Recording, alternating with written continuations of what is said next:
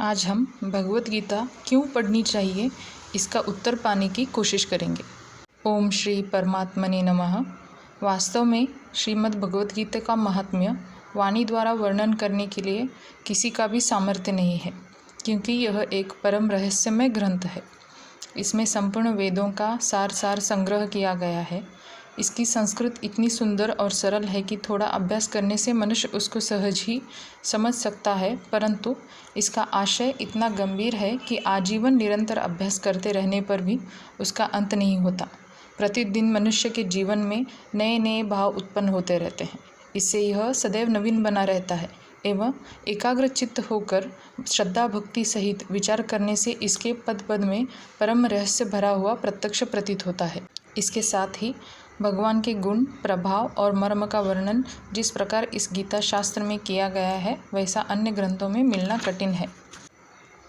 भगवान ने श्रीमद् भगवत गीता रूप एक ऐसा अनुपमेय शास्त्र कहा है कि जिसमें एक भी शब्द सदुपदेश से खाली नहीं है।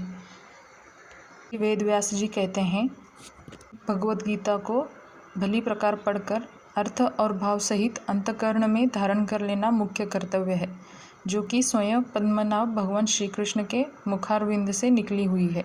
इस ज्ञान पर मनुष्य मात्र का अधिकार है, चाहे वह किसी भी वर्ण आश्रम में स्थित हो, परंतु भगवान में श्रद्धालु और भक्तियुक्त अवश्य होना चाहिए, क्योंकि भगवान ने अपने भक्तों में ही इसका प्रचार करने के लिए आज्ञा दी है तथा यह भी कहा है कि स्त्री, वैश्य, शूद्र और पाप योनि भी मेरे परायण होकर कर्म गति को प्राप्त हो सकते हैं।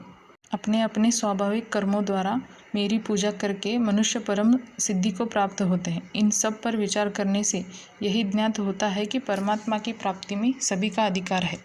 इसका सरल अर्थ यही होता है कि भगवत गीता हमें भगवान के प्राप्ति के मार्ग दिखाता है और इस प्रकार भगवत गीता मनुष्य के जीवन में मार्गदर्शक का काम करती है।